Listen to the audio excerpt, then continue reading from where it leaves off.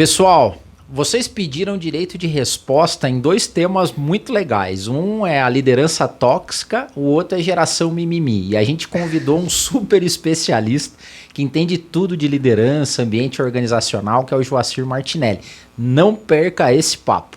O que faz você ter sucesso e ter grande resultado? Eu sinto muito ter que falar isso, gente. É disciplina. É disciplina, é trabalho, né, cara? Ele falou assim, é trabalho, tem que trabalhar. Isso.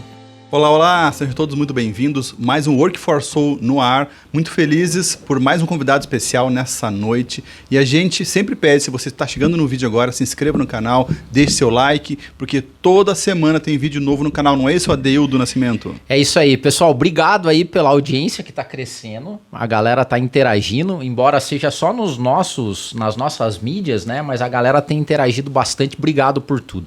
Hoje, inclusive, o papo que a gente vai ter aqui tem a ver com o feedback da galera. Porque é só repassando, a gente teve o Nascimento, que tocou num ponto, chamou os líderes de salafrário, que a galera ficou meio brava. Você clica aqui para você ver. Clica aqui, tá aqui em algum lugar. Veja. Teve o Albino que passou, que a gente teve um papo super interessante. E agora o Albino, no BizuCast, tá fazendo uma série de como trabalhar para um idiota. Dá medo esse título. Dá medo. E a gente teve a Alcione, cara, que foi super inspirador, onde a gente falou de parentalidade e como é que a gente coloca essa nova piazada trabalhando agora no mundo do trabalho, né? E hoje a gente tem a honra e o privilégio de ter com a gente aqui o Joacir Martinelli. Martinelli, seja muito bem-vindo aí. Muito obrigado. E conta pra gente, a gente não gosta de ficar falando dos currículos e tal, porque senão a gente fala errado, né? Uhum. Diz aí, Martinelli, quem é o Martinelli? Como é que você bem construiu? Resumidamente? Eu acho que sim, né, cara? Pra gente entrar no papo Tá mesmo. bom. Se bem que você é super conhecido já, né? Então vai ficar a descrição aí também. Obrigado. Bom, eu tenho 52 anos e eu me tornei gestor com 23 anos. Não é uma fase que eu tenho muito orgulho, quando eu me lembro o que eu fazia como líder. Errava muito, né? Errei muito. Ainda erro, mas hoje eu tento errar pelo menos coisas diferentes. E acho que eu tive uma experiência muito bem sucedida no começo da minha carreira, e aí eu quebrei a minha empresa. Me lembro de estar super deprimido porque fiquei com dívida. E meu irmão... Mas também... isso foi antes dos 23 ou depois? Não, depois dos 23. Tá. Meu irmão, que também é empresário, chegou para mim e disse, você gosta de ser empresário? Eu falei, gosto. Ele disse, então por que você não vai aprender? e eu fui estudar um monte de coisa, e uma das coisas que mais eu quis estudar era liderança. Porque uma das minhas dificuldades era a gestão de pessoas. E aprendi, comecei a aplicar na minha empresa, mas também virei consultor desse assunto. Então, eu trabalho com desenvolvimento de líderes, de gestores, há mais de 20 anos, em muitas empresas muito diferentes, com culturas muito diferentes. Então, é um assunto que eu estudo muito e tenho a oportunidade de estar colocando em prática, porque eu também sou gestor, né? Então, acho que isso me dá um lugar de fala... Total. Legal, Martinelli. Sabe assim, ó, por que a gente pensou em você, né? Porque... desses últimos capítulos e episódios que a gente tratou aqui, com a ideia de falar sobre o mundo do trabalho com um viés humanizado, espiritualizado, a gente chegou em dois extremos aqui, que é o extremo da liderança tóxica e o extremo da geração mimimi. Uhum. É meio difícil não estereotipar, né? Se a gente podia dizer que todo líder tóxico é da geração X e todo mimimi é Z, não dá pra falar assim, né? Já estereotipando, a gente não pode estereotipar. Já que a gente não pode estereotipar, vamos estereotipar. Mas fala um pouco aí sobre essa tua vivência e sobre esses conceitos aí do mercado. Tá bem. Então, acho que esse assunto é muito complexo para você polarizar assim. Simplificar desse jeito, né? Eu acho que é fácil a gente polarizar, a gente tem esse pensamento dicotômico, não é uma coisa ou é outra, né? Mas até se a gente pega esse conceito do mundo VUCA, né, que fala sobre a ambiguidade, a gente está vivendo num mundo muito ambíguo, né, que tem tudo presente, não é só uma coisa. E eu acho que os estereótipos, às vezes, ajudam a gente a falar sobre algumas coisas, né, porque você isola para poder tratar aquele ponto, mas, por outro lado, tem um risco enorme de você estar sendo injusto Então eu acho que a gente tem mais desvantagens quando a gente faz essa polarização do que vantagens em fazer. Eu acho que existem líderes tóxicos de todas as gerações. Aliás, eu acho que existem poucos líderes tóxicos. Sério? É? Eu tenho mais de 20 anos convivendo com líderes e eu percebo que a grande maioria erra não por ser tóxico, não por maldade, não por não ter caráter, não, erra tentando acertar. Normalmente são pessoas de excelente índole que não foram bem preparadas para ocupar a posição que estão. Uhum. E acho que também existe mimimi também em todas as gerações. Assim como na geração mais nova que a gente atribui mais esse mimimi, e de fato eu acho que existem algumas características muito positivas nessa geração, mas também algumas coisas que estão dificultando a vida de todo mundo, inclusive dessas próprias pessoas. Eu acho que a gente vai ter essas características em todas as gerações. Ô Martinelli, mas pensando justamente no processo educativo, já temos uma grande diferença aí, né? Porque o pessoal que é mais idade, naturalmente, teve uma educação mais coercitiva, né, mais impositiva, e a pessoa tem uma dificuldade de se apegar desse histórico, dessa visão de mundo, desse mapa de mundo, né? Ao mesmo tempo, a juventude também veio no mundo já altamente colaborativo, né, e integrado. Sim. E as skills, as soft skills de comunicação, muitas vezes de relacionamento, também estão carentes porque é uma geração que já chega, a geração Z já chega com essa questão do excesso de eletrônicos. Então a gente já vê dificuldades no mercado de jovens líderes na questão relacional. Então nós temos... Como é que você vê esse histórico de cada geração aí? Eu acho que tudo que você falou está correto. E todas as gerações teve um estímulo muito positivo para alguma coisa e acabou tendo um efeito colateral em outra. Então a gente vai ver isso em todas essas gerações. Saiu um estudo recente do Instituto Pulses com 150 mil pessoas, um estudo muito completo que foi feito mostrando problemas de saúde mental, né, atual, assim, pós-pandemia, né, ou nesse período de pandemia. E mostra que houve uma piora considerável em todo mundo, obviamente, né? A gente não precisa falar sobre isso, né? Quem não sofreu nada. Quem está estável. Exatamente. Totalmente. Mas mostra que as gerações que estão mais sofrendo, que mais aumentou o número de burnout, pânico, depressão, são as gerações mais novas. Então, eu estou citando isso para dizer que a gente carrega nessa geração mais velha uma rigidez, mas eles conseguiram, talvez por uma musculatura mais treinada em crises, tá passando pelo que está passando, Perfeito. Sofrendo menos do que a nova geração. Perfeito. Então, é mais um sinal de que o ideal é a gente poder trabalhar o que existe de melhor em todas elas, porque todas elas têm algum ponto forte. Será que esse mimimi é um pouco dessa sensibilidade? Então, o pessoal fala do termo de hipersensibilidade, né? Mas me lembrou agora que também o que se fala no mercado também é a questão da vulnerabilidade, né, Martinelli? Como é que a linha é meio tênue? Como é que você, que trabalha com desenvolvimento de líderes, trata hoje nesses líderes vulnerabilidade e hipersensibilidade? Porque teve uma evolução, acho que nos programas de liderança também nesse sentido, né? Eu acho que são coisas diferentes, né? São conceitos diferentes. A hipersensibilidade acho que tem a ver com pouca exposição à frustração. Uhum. E isso é muito perceptível para quem é da minha geração, né? Que quando você vê a geração mais nova, eles tiveram muito menos restrições do que a minha geração. E às vezes a nossa... E a nossa não foi nem só por uma questão de recurso, era uma questão de filosofia. Total. Além de muitas vezes falta de recurso mesmo, no meu caso. Ou as duas coisas. As duas coisas. Mas mesmo quando podia, né, filosoficamente não era aceitável que você gozasse de algumas coisas. As novas gerações, elas realmente tiveram menos privação. E provavelmente isso torna mais difícil lidar com frustração. Então acho que a hipersensibilidade ela advém muito desse aspecto. Uhum.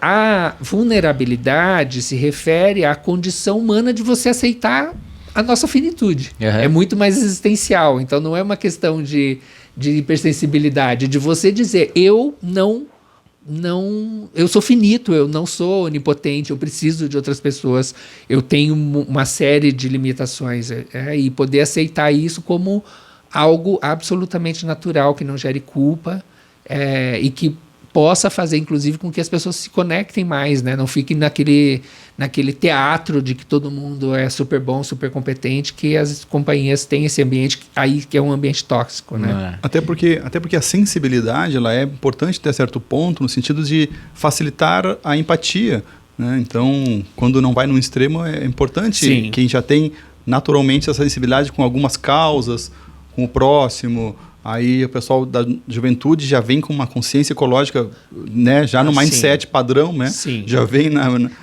padronizado, para eles já é natural, assim, né? É. Então, esse olhar para o outro, se não for para o hipersensível, é importante ter. Bom, para o outro eu acho que se tiver hipersensibilidade é fantástico. Tomara que seja hiper mesmo, né? Que todos porque sejam a assim. gente ainda tem muito a avançar em muitos temas, né? A questão do problema da hipersensibilidade é consigo próprio, né? Assim, quando existe realmente uma dificuldade de você passar por adversidades sem sofrer um impacto tão grande como a gente hoje percebe as novas gerações sofrendo disso, né? Sim, sim. Voltando no ponto que você falou, eu acho que vai ser bem legal, porque teve uma galera que entrou em contato com a gente, que são os líderes que meio que se sentem, né? Tipo assim, cara, não é assim, não é todo líder é tóxico, nem todo mundo tem essa pegada. E o Adeildo pessoal vai fazer a relação, trouxe a relação dos líderes que falaram isso. A gente vai ler agora. Vou os falar, nomes ó, aqui. vocês aí que Nomes pediram direito de nomes e rede resposta. social, por favor. Mas eu acho que esse direito de resposta e o posicionamento deles vai ser muito legal pelo que você falou, que na tua visão, com quase 30 anos de experiência e desenvolvendo líderes, são poucos líderes tóxicos que você esbarrou na tua trajetória.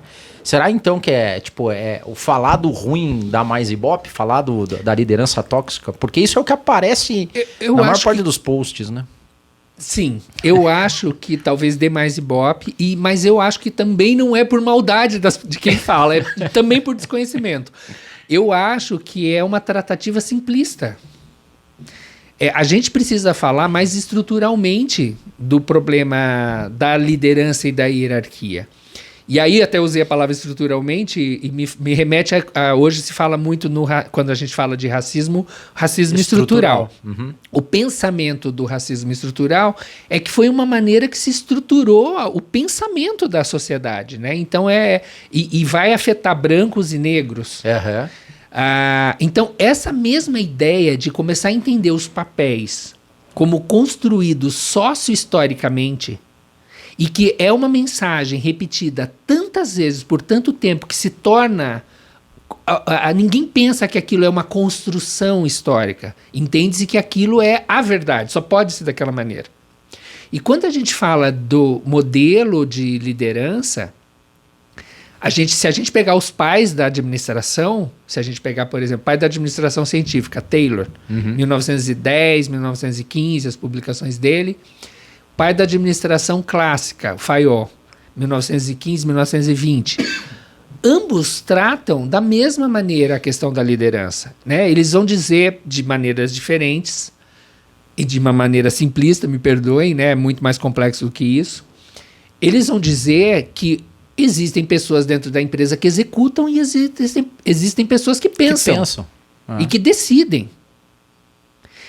Isso está sendo repetido desde 1910, 1915. Esse é um modelo repetido. Então, isto entra no papel social do gestor e, muito importante falar, do colaborador. Vocês não tenham dúvida que o colaborador ainda tem uma expectativa que muitas vezes é o gestor que tem que dar a resposta. Uhum. Né? Quando eu pergunto para gestores o que vocês acham que o gestor tem a mais do que o colaborador, o que vocês acham que é a resposta que eu mais ouço? Boa pergunta, hein? Querem arriscar? Não. Visão sistêmica. Gestão e comando, visão do todo, a supervisão. como se fala. Aparece tudo isso, aparece muito dor de cabeça. Ah, tá. Mas a palavra, Com razão. a palavra, assim, quando eu estou especialmente no ambiente digital, né, que eu peço para eles escreverem no chat, a palavra mais repetida é responsabilidade. Responsabilidade. Isso. Se você pegar a palavra responsabilidade e dividir ela em duas, você vai ter habilidade em responder. Então, uma pessoa que tem responsabilidade, ela se sente hábil em dar uma resposta, em resolver um problema. Interessante. Né? Então, ele é capaz de. Capaz de, em latim, eu vou gastar um pouco o latim. Tá profunda. Vai lá que tá bom. É alguma coisa parecida com poterity, não deve ser assim que pronuncia. Tá valendo. Que também origina a palavra poder. Então, uma pessoa com mais poder pressupõe que é uma pessoa que tem mais capacidade de. Então, toda a construção histórica, a humanidade construiu a ideia de que existem pessoas que têm mais capacidade e menos capacidade. Os arquétipos vão vir. Isso. Então, é um problema muito estrutural para a gente falar, eles não querem largar o osso. Olha só. E por isso, você acha que é mais fácil treinar e desenvolver líderes mais novos por essa questão desse bagagem? Se tiver essa compreensão, sim, né? Porque às vezes o novo também já vem com... Porque é uma desconstrução. Da mesma maneira que a gente está desconstruindo a questão do machismo, do racismo, né? Quizá a gente consiga fazer isso muito aceleradamente, né? Eu acho que a questão da hierarquia, ela tem que ser tratada com a mesma complexidade. É muito complexo. Eu vejo líderes que já entenderam muito claramente sobre a questão da horizontalização do poder, mas não conseguem. É tão arraigado, estrutural, arraigado. bem que você falou mesmo. Né? A própria nomenclatura, né, Martinelli? Porque eu brinco aqui, pessoal, o chefe. Gente, nós não somos índios para ter chefe, mas volta, perfeito. né? Então... E tem uma coisa muito curiosa que eu queria colocar também. Então, agora, falando dessa horizontalização de poder, nós temos falado muito de uma nova expectativa em relação ao colaborador, não só ao gestor, que é uma postura mais protagonista. Né? Nós tivemos a oportunidade de desenvolver uma metodologia, um e-learning, que ele, além de você desenvolver a postura protagonista, a gente colhe várias informações do participante que está fazendo esse e-learning. Então, a gente vai perguntando durante o e-learning uma série de coisas, ele vai nos respondendo, o que nos faz ter um diagnóstico em relação ao perfil dessas pessoas. A gente já aplicou isso em várias grandes empresas de negócios muito diferentes. Indústrias muito diferentes. E uma pergunta que a gente faz no começo do programa é: você acha que você é protagonista? Quase 70% das respostas diz: eu sou plenamente protagonista, ou eu sou, mas eu posso me desenvolver. Então a maioria dos colaboradores se vê como protagonista. Ao longo do treinamento, a gente vai fazendo outras perguntas de situações. Como você reage a essa situação? Então, por exemplo, uma das perguntas, você está fazendo seu trabalho e aparece um problema operacional. Não é algo habitual, mas é da sua função. Qual é a sua primeira reação? Procurar o chefe. Claro. Esta é a resposta. As pessoas então se acham protagonistas, mas na prática não conseguem atuar com protagonismo. E aí a gente faz várias outras perguntas de outras situações e as respostas normalmente não mostram que a pessoa tem uma postura protagonista. Mas será que é mais pela postura da pessoa ou pelo estilo de liderança que foi implementado? Eu acho que é dialético.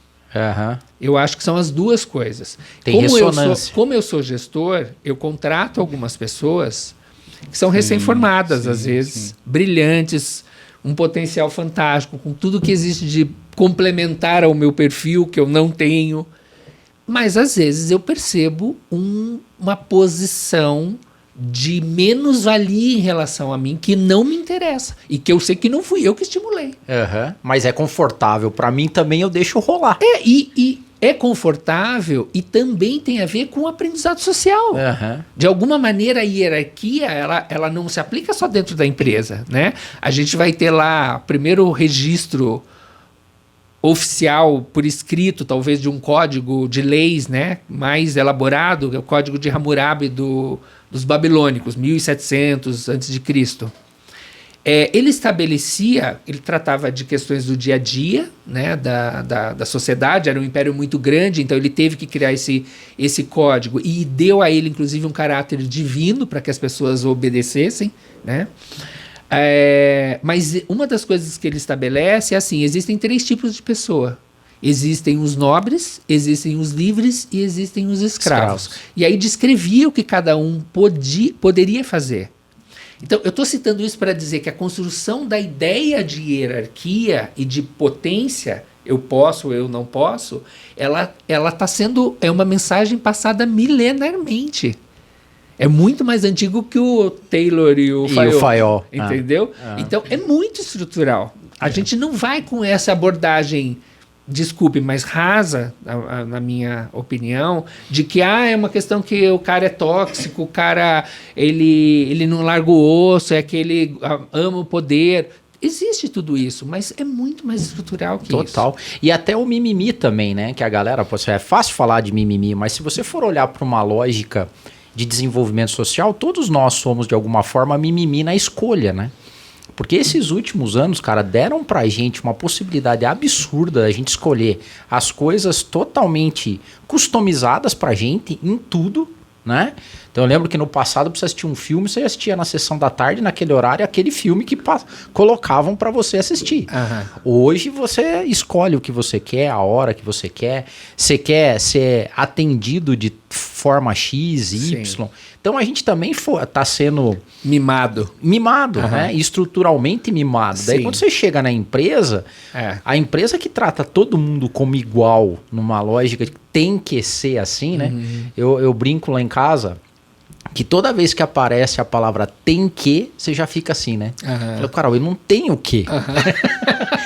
E o que mais tem no mercado de trabalho, estruturalmente falando do outro lado, é o tem que, né? Sim. Você tem a tua job description, você tem o teu código de conduta, você tem o horário para entrar, o horário para sair. Você tem que atuar dessa forma, porque é um processo, é um procedimento e tal.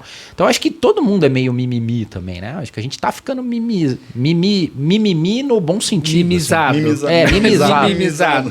A gente tá sendo mimizado nesses últimos tempos aí. E tem um lado bacana dessa história, né? O mimimi não é legal, não saber lidar com frustração não é legal, mas a gente também está num momento de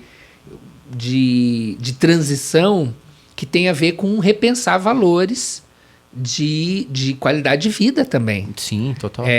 Então, também uma coisa que me chamou muita atenção, não sei se vocês viram isso, em maio do ano passado, 7% da população economicamente ativa dos Estados Unidos, em um mês, pediu a conta. O The Great Resignation. Exatamente. Um mês. Em um mês, 7%. Né? Então, é muito significativo isso. E eu acho que isso precisa acontecer. Porque a minha geração é uma geração onde o trabalho vale mais do que a minha pessoa. Total. Quantas vezes eu fui trabalhar doente?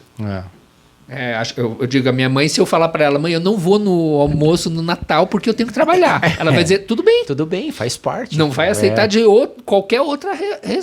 mas se for trabalho, ok. Então, essa aproximação do valor da pessoa em relação ao capital, eu acho que é muito importante. Válida, então, por isso que não dá para a gente trabalhar com os extremos, né? Que tem uma escala aí que é um momento de repensar também e dizer, olha, eu não aceito qualquer coisa. Às vezes um pouco da estereotipar talvez, será que não o nosso não saber tratar com esses novos desafios? Eu acho que sim. Acho que é não saber tratar e ter um entendimento muito limitado mesmo das coisas. Então, acho que dificilmente a gente consegue avançar. Por que a gente fala, eu trabalho a questão do desenvolvimento das pessoas, de equipes mais horizontalizadas há muitos anos. Por que a gente vê pouco evolução dentro das empresas? Porque eu acho que a abordagem não tem dado devida complexidade do problema, né? Não tem tratado da complexidade. E voltando nessa questão do caminho do meio, é interessante falar isso, porque quando a gente vai ver Taylor e Fayol, eu gosto de ler biografia. Eu lembro que eu li há muito tempo atrás a biografia do Taylor. Cara, ele era obcecado com o tal do One Best Way, assim. Tudo na vida tem um jeito melhor de fazer. E isso era voltado para resultado, né? Então você lê na biografia dele, cara, ele melhorou produtividade em 300%, 400%, aplicando técnicas simples de procedimento e de hierarquização e tal. Perfeito. Né? Como é que você está vendo agora a questão da produtividade, de alta performance, Martinelli? Como é que encaixa isso com gerações tão ambíguas nesse sentido, né? Porque essa geração passada, estruturalmente hierarquizada, o resultado vinha. E ainda vem, né? Sim. E daí, como é que você está vendo essa nova geração se encaixando na cobrança do resultado em si, assim? Certo. Né? Eu tô rindo porque diz? também é algo que a gente tem que ter muito cuidado quando fala para não gerar estereótipos. Então, essa pesquisa que eu citei agora há pouco, Da Pulses? Da Pulses, ela fala também que as gerações mais antigas têm se mantido mais produtivas na pandemia e no modelo híbrido de trabalho. O que parece ser contraditório, porque a gente imagina que o modelo híbrido, as novas gerações saberiam lidar melhor com esse ambiente, digitalização, que é digital, que é, né, autonomia total, e não. Pelo menos essa pesquisa, que como eu falei, envolve 150 mil pessoas, isso não tem acontecido, porque parece que falta para as novas gerações um pouco mais de autogestão. E conseguir, então, administrar melhor o horário, essas coisas, todas as distrações que o home office coloca. Mas, em relação à produtividade, eu acho que existe um grande problema com as novas gerações, ou parte delas, que é não entender que, pelo menos no sistema que nós vivemos hoje, o que faz você ter sucesso e ter grande resultado, eu sinto muito ter que falar isso, gente, é disciplina. É disciplina, é trabalho, né, cara? Ele falou assim, é trabalho, tem que trabalhar. É isso. Coisa tão óbvia hoje em dia, tem que cuidar, né? O óbvio tem que trabalho, ser. Eu falo. O óbvio tem que ser dito. Eu não sou um consultor muito popular, porque vai aparecer o consultor que vai falar que é só amor, visão, né, que você vai ficar rico tá sem sair de casa. Mas não é verdade no sistema, pelo menos não no sistema que a gente tá, gente. Olha, qualquer pessoa que estoura fazendo sucesso, que seja um físico quântico ou sabe, a pessoa que faz piada. O cara não chegou lá se não trabalhou, não produziu. São obstinados, né? Obstinados, entendeu? Então, desculpa ter que frustrar um monte de gente. Mas é isso e ponto. Pelo menos por enquanto, o sistema é esse. E essa autogestão, você não acha que passa por autorresponsabilidade? Que é esse senso de realmente não delegar para terceiros o sucesso ou o fracasso. Você assumir isso para puxar para si. Inclusive para assumir que talvez eu não queira fazer todo esse esforço. E tá tudo certo. Só arcar com a consequência. Exatamente, você só precisa calibrar a expectativa. Então, eu acho que esse é um dos problemas que parte dessa geração hoje enfrenta, que é, olha, eu quero uma vida mais tranquila, eu não quero isso para mim, mas eu quero acompanhar tudo que está saindo nas redes sociais de sucesso. Aí, claro que essas pessoas vão ter... Não fecha a equação. Eu já venho me coçando aqui, porque vem justamente essa autorresponsabilidade. Se for para o resultado, né, então vamos ter flexibilidade e trabalhar para o resultado. Aí puxa essa responsabilidade. Eu não quero mais o controle para o meu trabalho. Eu quero trabalhar de forma mais independente, focado em resultado. Por outro lado, então você vai ter que mostrar mais resultados, focar em indicadores, KPIs que vão mostrar essa performance que vai entregar lá na ponta o que vale, o que entrega valor para o nosso cliente. Perfeito. Quando o pessoal fala chefe, eu brinco, gente, chefe é o cliente. Né? Quem paga o nosso salário é o nosso cliente aqui. Então, se eu introspecto isso e trago o que eu gero de valor para o nosso cliente, internalizo e trabalho dia após dia, focado nos resultados, para essa entrega, pronto, eu não preciso... ponto, eu não preciso horário, eu não preciso controle, lançar horas, tarefa, entende? Então eu acho que essa autorresponsabilidade, uma coisa ou outra. A gente quer tudo hoje. É uma geração muitas vezes que gostaria total liberdade, não tem que dar satisfação para ninguém. E aí? E como é que fica na ponta lá o business no qual eu estou ajudando a escalar, a crescer aqui? Existe uma consequência do não fazer, né? Sim.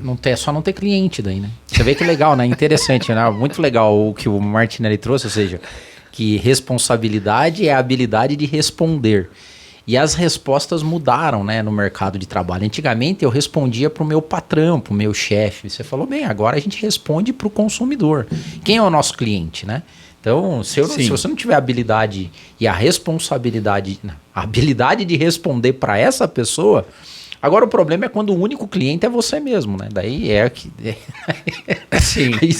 Aí você tenta se autossustentar com grana, E aí entra um ponto também, nessa linha, que é claro que o Brasil é um país de muitos vieses, né? Então, assim, essa possibilidade de escolha, de fazer isso nessa geração, está muito vinculado também, vamos ser francos, né? A capacidade que o cara tem de se sustentar, né? Sim. Porque quem não tem essa habilidade, Perfeito. tem que trabalhar, não tem muito o que fazer, né? É um discurso elitista. Eu também acho. Né? Existe ele é restrito a pessoas, Que pode escolher, né? Claro. Esse também é um aspecto bem importante para a gente considerar. E acho que assim, só para também não trazer uma visão limitada, né, e relacionado ao que você falou de autorresponsabilização, eu falei do propósito também, né, eu acredito muito nisso. Eu não sei se vocês viram o resultado das Olimpíadas de Inverno, o país que mais ganhou medalhas. Não vi. Então, o país que mais ganhou medalhas foi a Dinamarca. E foge de toda a regra de grandes outros campeonatos, né, que são as superpotências, Estados Unidos, Rússia, né, China, os países superpopulosos que levam o maior número de medalhas. E aí eles começaram eu vi uma matéria falando sobre como que a Dinamarca gera esse resultado em esportes de inverno. Então, uma das questões é que eles estimulam muito que todo mundo pratique esporte e até os 12 anos é proibido se falar em resultado. Porque eles querem que as pessoas tenham prazer no esporte. Interessante.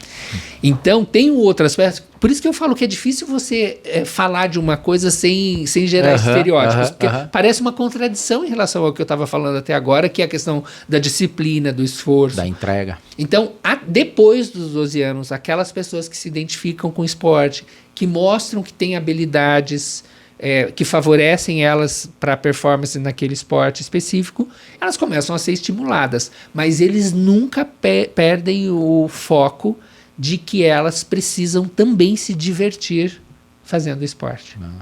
Eu amo quando esses temas voltam, porque volta e meia aqui aparece a questão da vocação, que eu acho fantástico. Só que quando você não treina a tua vocação, é quase como um desperdício divino de dons e talentos, né? Sim. O bacana é esse, quando você descobre em alguém uma vocação, ou seja, uma somatória de dons, talentos, habilidades que a pessoa tem em fazer alguma coisa, que ela põe a serviço da entrega, do resultado, do cliente, mesmo que seja ela no ínterim do propósito, mas tem alguém que vai assistir o jogo, que vai assistir a partida, que vai ver o esqui e que gera esse, né? Perfeito. Sensacional. Até foge um pouco desse tem que, né? Ninguém tem que nada. Até mesmo pensando na liderança, né? O papel do líder é justamente inspirar o time para que todos vejam um propósito e vejam algo de valor naquilo que está buscando, almejando, e crie uma visão de grupo, e aí todo mundo vai perseguir aquele objetivo. E não é uma coisa top-down que vem, não. Você tem que fazer isso porque o resultado tem que ser alcançado porque o conselho administrativo impôs uma nova meta. Então, esse engajamento, eu acho que é até mais fácil de transformar as pessoas em protagonistas, né? Porque aí ele faz parte do processo. Sim. E não é simplesmente uma peça no tabuleiro, né? Sim. E eu tenho um sonho que vai além disso, desse ponto que é a evolução mesmo da liderança. O meu sonho é que um dia não precise ter esse líder para gerar essa... Sim. Porque a gente, mais uma vez, está colocando nele uma responsabilidade de estar criando a visão das pessoas, né? E acho que sim, a gente ainda precisa disso. Você já viu um né? modelo de gestão que não tem liderança? Existe um 100% horizontalizado. Algumas empresas até do nosso segmento, de recrutamento e seleção, já fizeram. Sim. E você teve experiência já com isso? Não. conheço a experiência, acho legal porque quem eu vi falando sobre isso dizia, vou falar como que é, mas não estou aqui para convencer ninguém de seguir isso. Nós temos coisas incríveis, mas nós temos problemas que vocês não têm que lidar, outros tipos de problema, então não estou dizendo que isso é a fórmula, eu só fiz porque é o que eu acredito e o que eu quero fazer na minha vida, então eu vou fazer. Né? Mas eu acho que da forma como a humanidade se estruturou até agora, a gente ainda leva um bom tempo para conseguir, não sei se a gente um dia vai chegar a esse ponto, mas eu acho que a gente tem muita oportunidade de fato, fazer com que as pessoas sejam mais autorresponsáveis. E aí isso implica, inclusive, que não precise de alguém que crie essa visão nelas, né? Que estimule uma visão, que isso possa ser construído coletivamente. Então, eu tenho muita esperança, porque eu acho que a gente não está falando só de uma questão de dentro das empresas. Estou falando como uma vantagem para a sociedade, se a gente começar a ter uma sociedade onde funcione de uma maneira mais com todo mundo empoderado. Né? O Martinelli, eu e o Adeildo compartilhamos uma visão aqui, que a gente tenta puxar às vezes os papos para essa linha, que a gente acredita muito que essa evolução que você está falando passa pelo despertar de consciência e pela espiritualização das pessoas. As pessoas crescerem, evoluírem, ela vai automaticamente se conectando com o propósito de vida, junto com o propósito divino, e aí ela começa realmente a entender que ela está nessa jornada para colaborar, para servir. Todo o trabalho é servir o próximo, e ela vem para um processo de empatia, e vem processo de reduzir o egoísmo, e essa evolução naturalmente faz com que a pessoa se centre realmente no que ela é capaz, e aí as coisas fluem melhor, você não concorda? Eu acho que concordo, e acho bacana a abordagem, porque a abordagem ela não está falando de religião, sim, né, necessariamente, né? A gente está falando de uma questão de você ter uma compreensão mais sistêmica da vida. Perfeito. E eu acho que isso tem a ver, inclusive, com a questão da vulnerabilidade. É de você... a gente passa a vida inteira negando que a gente vai morrer.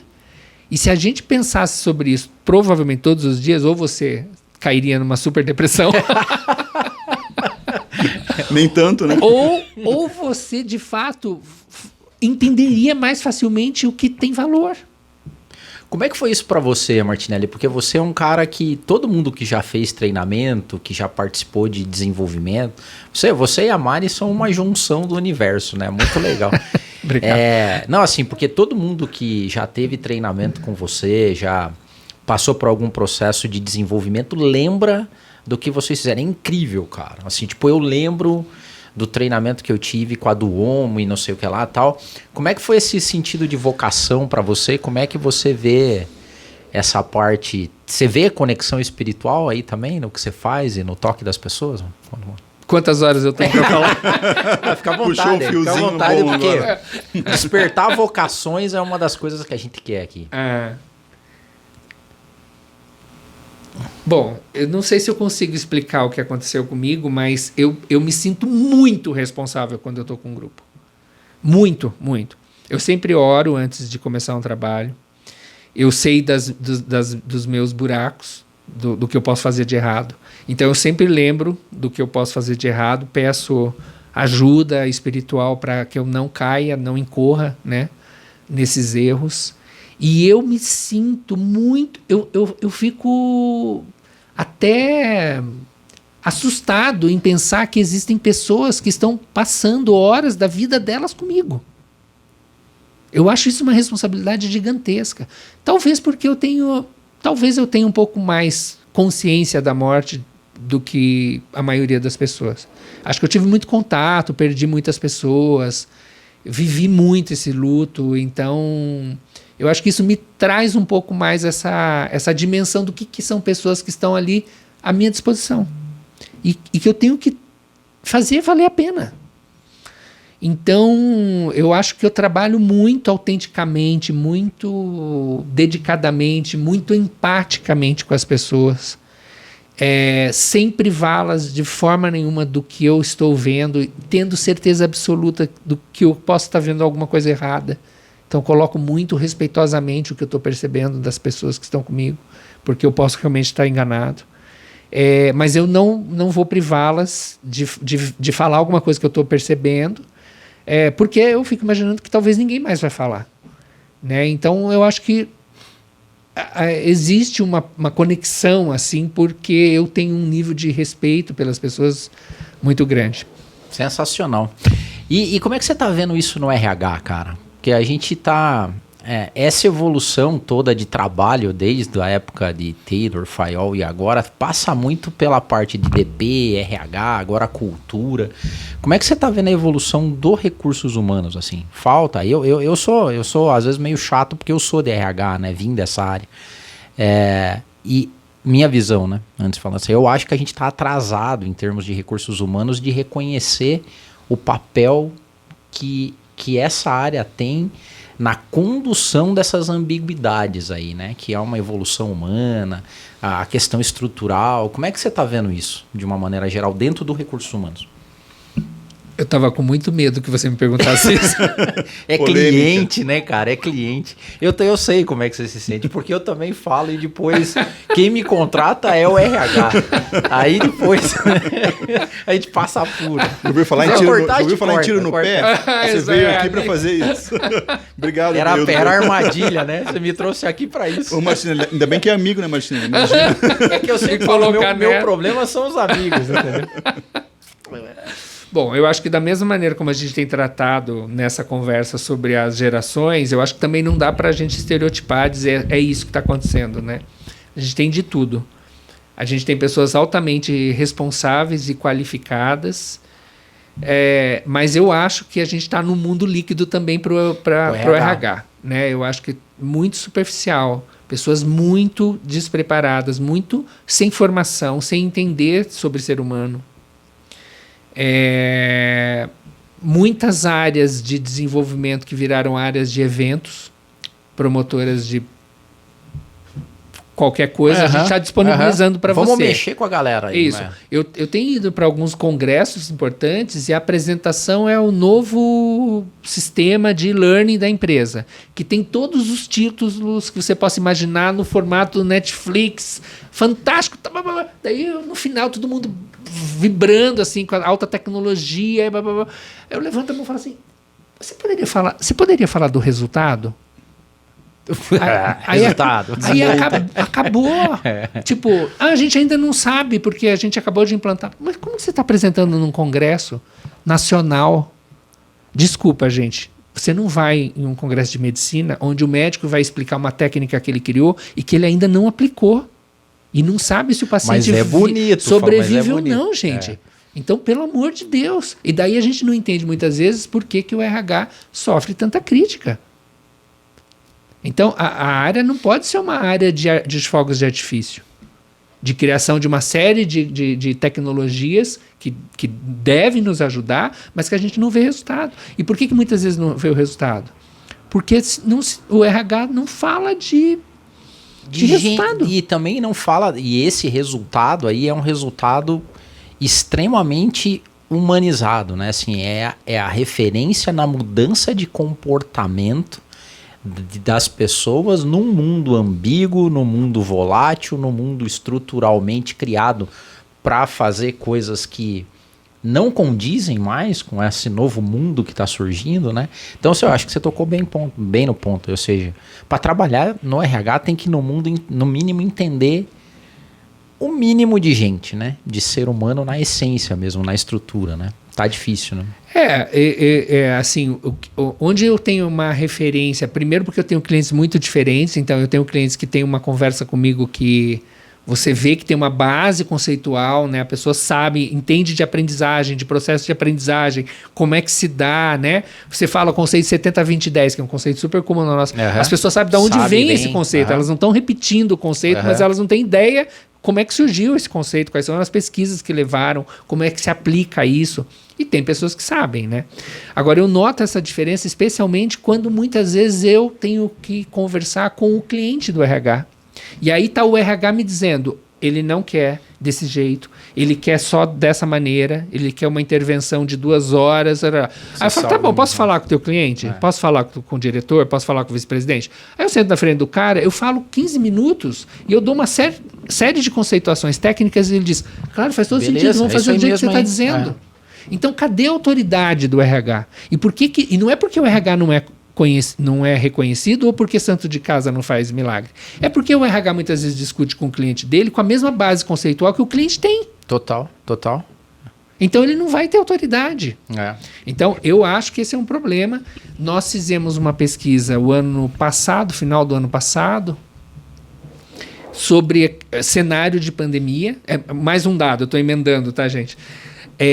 Cenário de pandemia, como é que presidentes, CEOs, RH, gestores e colaboradores não gestores veem a questão da pandemia, a questão da produtividade, uma série de perguntas. E aí essa pesquisa mostrou que a visão do RH é muito diferente do presidente e do colaborador. E aí... Que tristeza, né? Vamos falar a verdade. Então, ou seja, se o RH está enxergando diferente tem percepções diferentes do colaborador em relação a tudo isso, o RH está propondo coisas para o seu cliente interno que não é o que o cliente quer. Nem para o presidente também, que é o resultado do negócio. Mas então, aí é um ponto interessante, porque seguindo nessa linha, eu vou empatizar com você e também vou seguir na linha tiro no pé. Nosso cliente também é o RH. Nós vamos deixar esse vídeo oculto no YouTube para nós.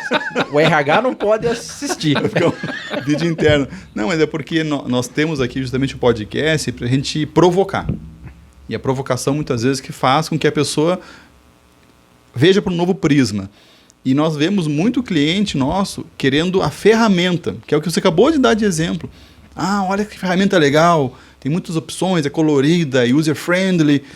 E gamificada. Gamification. E principalmente quando tem termo em inglês, né? Aí é lindo, porque aí é moderno. E a gente faz isso aqui também para parecer moderno, sabe? Mas qual que é a ideia? Que eu percebo, muitas vezes a cultura digital que se deseja, o RH está sendo responsivo. Porque a gestão começa a puxar, começa a ser provocada, porque ela começa a ser educada. Então o gestor está sendo educado com conteúdos lá do inbound das empresas que estão instigando uma necessidade, um desejo por digitalização. Aí o RH é cobrado e ele responsivamente busca a ferramenta. Perfeito. E a ferramenta é um instrumento. Perfeito. As pessoas é que são o principal e não a ferramenta. E eu estou falando de um lugar de quem desenvolve software. Sim. E eu falo isso para nossos clientes. Olha, o software é só a sua ferramenta. O importante é nós trabalharmos juntos com a tua equipe para eles desenvolverem um mindset digital e realizar a transformação com resultados objetivos na área de recrutamento e seleção, que é o nosso foco aqui, por exemplo. Então, assim... Foi muito legal você dar esse exemplo, porque eu vejo muita empresa lançando novidades assim, e quando você espreme, o resultado não tem, na prática, o que entrega de valor, né? Sim. Eu vou contar uma história para vocês que aconteceu, acho que faz uns 3 anos. Eu comecei a fazer uma parceria com uma universidade para a gente verificar a possibilidade de estar usando óculos virtuais nos treinamentos de realidade. E para nós acho que é um pouco mais desafiador, porque a gente trabalha com desenvolvimento de soft skill, então eu não, eu não consegui fechar essa equação ainda. Mas nessa época, o RH de uma empresa entrou em contato comigo e fez a seguinte pergunta. Bom, antes de falar a pergunta, uma empresa líder de mercado, totalmente conhecida, enorme. Martinelli, eu queria saber se vocês estão trabalhando com óculos virtual em treinamento. E aí eu disse, para trabalhar o quê? E ela disse, qualquer coisa. Olha, tá vendo? Desde que tenha o óculos, qualquer coisa a gente está comprando. Gente, aí que vem Aí que vem muitas vezes o protagonismo da gente falar o óbvio que a gente está falando, né? Muito, aqui entre nós, é muito orçamento de RH. Daí muito orçamento. É tudo sobre pessoas, né, gente? É tudo sobre pessoas. Né? E aí é claro que uma hora, um funcionamento dessa maneira, o resultado do RH não vai aparecer. E a diretoria vai dizer, E aí a diretoria começa a dizer o que é para o RH fazer.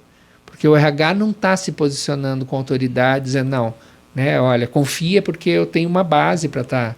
Né, e olha, eu fiz isso e deu esse resultado. Né? Gente, estamos tratando uma realidade do RH, mas sabendo que existem outros RHs fazendo trabalhos seríssimos. Tenho alguns clientes, como eu falei para vocês, que é impressionante, assim, eles falando comigo, eu digo, você está falando de Vygotsky, né? Deles isso é Vygotsky. E agora você está falando de Paulo Freire. Isso, Paulo Freire. Então você vê que a pessoa tem uma base, né? Então existe de tudo. Mas eu acho que existe sim uma juniorização dos RHs.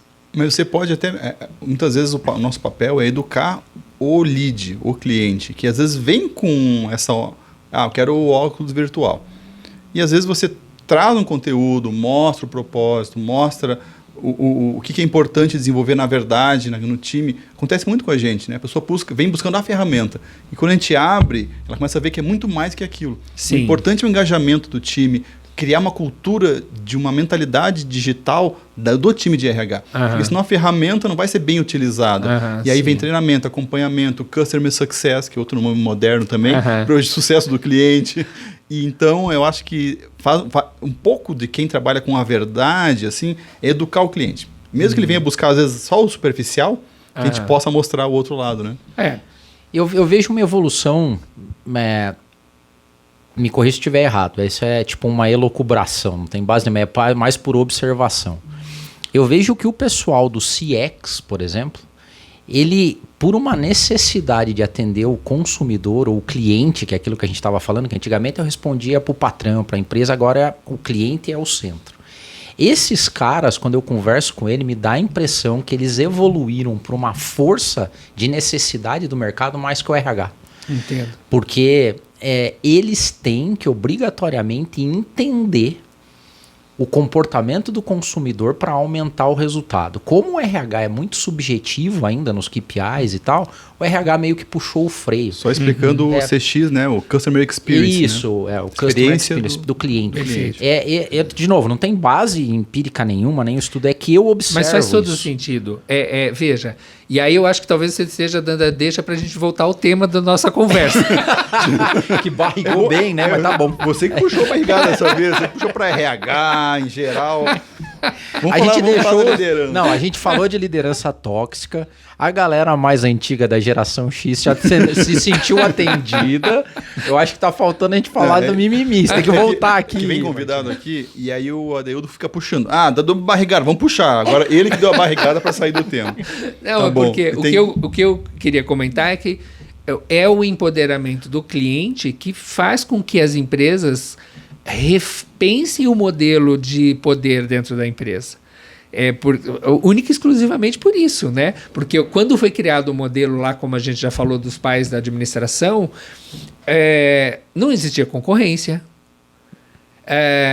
Produção empurrada, né? Um mundo muito menos complexo que hoje, ou seja, os problemas eram muito mais simples, o que fazia com que uma pessoa mais técnica sozinha conseguisse dar a resposta. Isso aí. É muito diferente de tudo que está acontecendo, mas a principal característica é que você não tinha opção para consumir. E hoje, cada vez mais, o cliente pode comprar de dentro de casa, de qualquer lugar do mundo, né? Então, isso faz com que a empresa funcione de uma maneira mais orgânica. A comparação que eu faço antigamente a gente estava em um barco, uma canoa, sabe essas canoas a remo, num lago plano, e que vai aquele monte de remador e vai um cara virado dando o ritmo. Né? Então eu acho que o líder ele era muito esse cara que ficava virado para o destino, os remadores remavam de costas e tinha que seguir o comando dele. E hoje isso virou um rafting, o mercado está um rio turbulento. Você imagina se um desses... no rafting também existe um líder dentro do bote. Mas você imagina um remador vendo uma pedra que tá encostando no barco, que o barco vai bater, o bote vai bater, se ele parar para perguntar para o líder do bote, o que eu faço? Só tem uma pedra aqui. Já bateu! Então, essa autorresponsabilização, essa autonomia no agir, essa iniciativa, a empresa precisa disso para ela manter a competitividade em um mercado que está muito competitivo. Então essa é a mudança, né?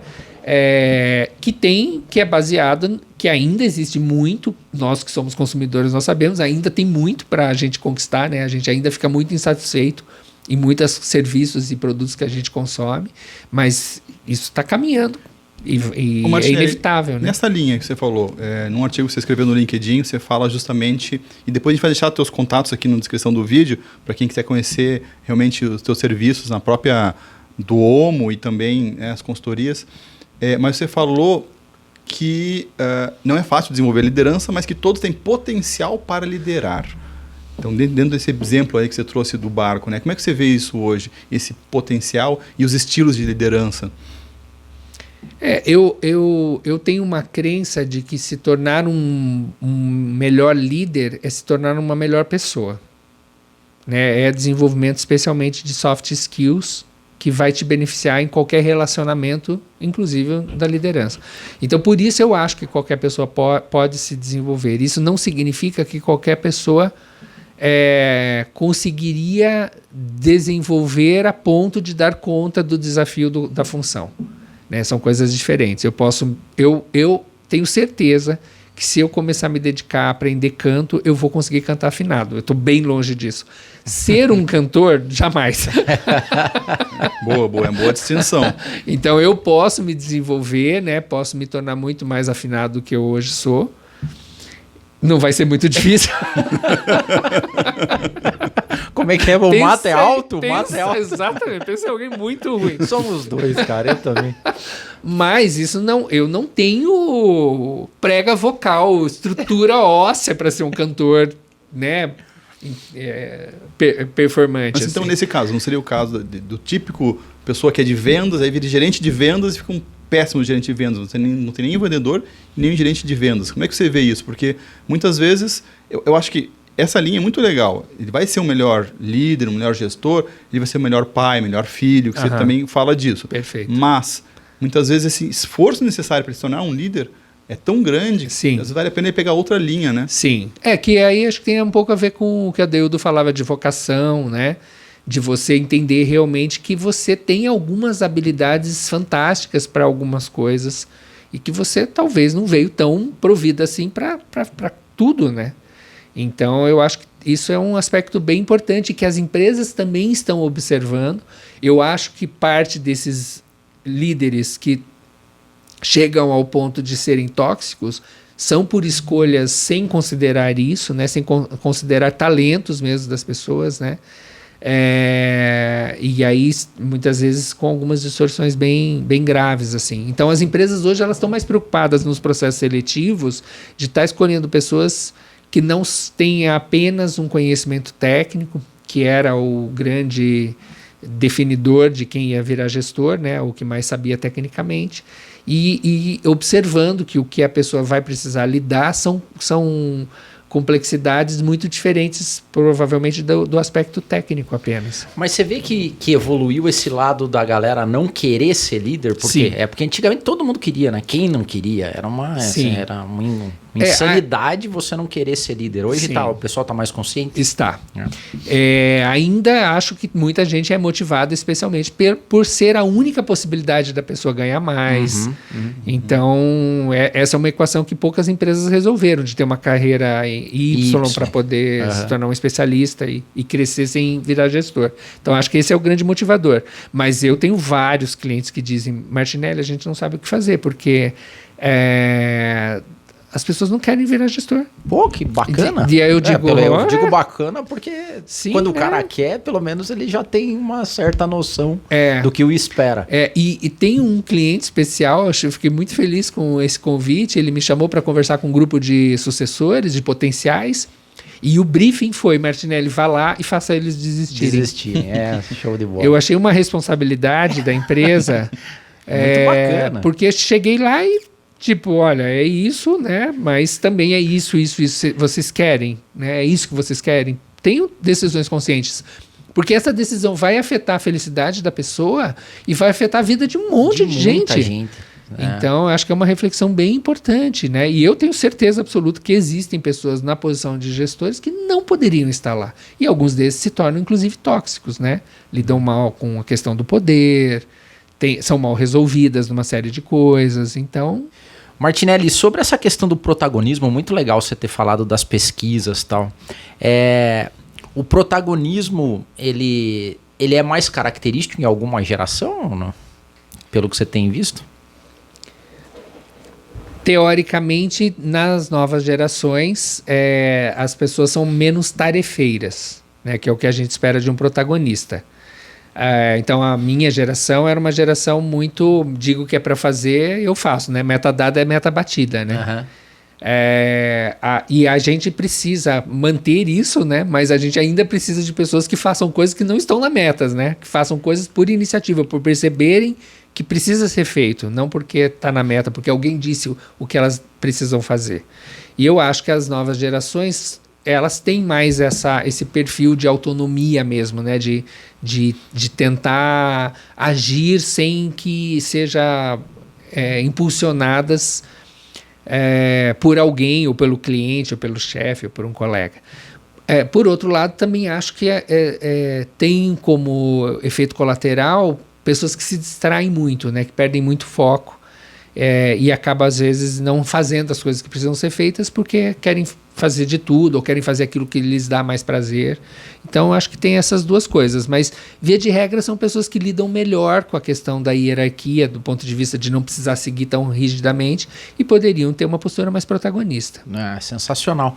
Cara, e teve prêmio internacional aí com essas novas metodologias, Sim. EAD. Conta aí, diz que ganhar um prêmio foi em Paris, é isso?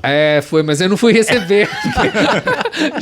Se não tivesse a pandemia, eu iria, só para poder ter uma desculpa para viajar. Né? Mas foi bem na pandemia, né? Foi em maio do ano passado. Um prêmio, na verdade, não foi para nós, foi para o nosso cliente. Nós desenvolvemos um programa de desenvolvimento de liderança para 5.000 gestores. Em e-learning, no modelo e-learning, e foi algo que eu demorei muito para entrar, porque eu tinha muito resistência ao que existe de e-learning no mercado, então eu ficava olhando o que existia e dizia, não, se for para a gente fazer isso, eu não quero fazer, não quero fazer. Mas eu sabia que eu tinha que fazer, né? Porque isso também faz parte da minha transformação digital. Até que eu descobri uma startup que criou uma metodologia muito diferente do que existe no mercado, porque ela é super interativa, é como se fosse uma conversa mesmo. Legal. Então aumenta muito o engajamento e dá a possibilidade de fazer a pessoa não só aprender um conteúdo, mas ela ter uma autorreflexão. A gente pergunta muito, pede muito para a pessoa pensar como é que você age, como é que você se vê nisso, né? Dando autonomia. A pessoa não é identificada, né? Esqueci a palavra para isso. Anônimo, obrigado. E aí, então, ela se sente muito à vontade de dizer, não lido bem com isso, tenho dificuldade com isso. Mas né? a interação é com um bot, com uma inteligência artificial. Que bacana. Mas muito precisa. Uhum. As pessoas ficam muito impressionadas, assim, e realmente o engajamento é muito alto e o impacto depois é muito significativo em termos de mudança de comportamento. Aí o nosso cliente inscreveu o case no Global CCU, que é o Oscar das academias corporativas, não nos contou, e aí recebeu a mensagem que nós éramos finalistas. E nós estávamos concorrendo com um case americano, um espanhol e acho que um francês. E aí em maio saiu o resultado e nós ganhamos em primeiro lugar. Que eu fiquei bem orgulhoso por trazer o prêmio também para o Brasil, total. Né? Não, e também ver o cuidado teu, que é muito legal, assim, de não implantar EAD pelo simples fato de que é uma condição de mercado, né? E fazer. Tem que ter essa habilidade de julgar as coisas para ver se faz sentido ou não, né? Sim. Senão a gente cai na lógica do tem que também. Tem que ter EAD. Então, mas aí a gente volta àquele assunto que a gente falava anteriormente, né? Aí hoje, quando eu apresento para uma empresa a metodologia, como a gente tem trabalhado com EAD, mas vocês têm tal coisa? Tem tal coisa? A perfumaria, né? Aham. E aí a gente diz, não, a gente só tem isso que dá resultado. As pessoas aprendem e elas mudam. Não. Daí só falta o RH dizer, não é isso que eu quero. Puxa, boa. Martinelli, puxa, muito obrigado, cara. Que papo gostoso. Pra mim também eu acho que a gente tem que voltar aqui, se você topar qualquer dia, pra gente, eu acho que O mimimi eu acho que dava para aprofundar um pouco mais com algumas outras questões. Se você gosta de estereótipos, Não, vamos aqui que a gente vai estereotipar aqui. Mas foi muito interessante a gente fazer essa jornada sobre liderança. Eu acho que tem muita coisa legal pra gente falar mais. Fica o convite já, Martinelli. Muito obrigado. Foi um super prazer, me senti muito honrado e estou à disposição. Com certeza eu volto. Como é que te encontram, Martinelli? Deixa aí o serviço. Eu acho que no LinkedIn é Martinelli, Joacir Martinelli, né? No Instagram L's. Também, com 2 L's, né? E a empresa é www.duomo.com.br. Show de bola. Gente, muito obrigado. Valeu, Márcio. Valeu, Martinelli. Pessoal, siga a gente. Se você gostou do papo, compartilha aí. Vai ter os cortes também. E siga a gente, Work for Soul. Abração aí. A gente se vê no próximo episódio. Valeu. Tchau.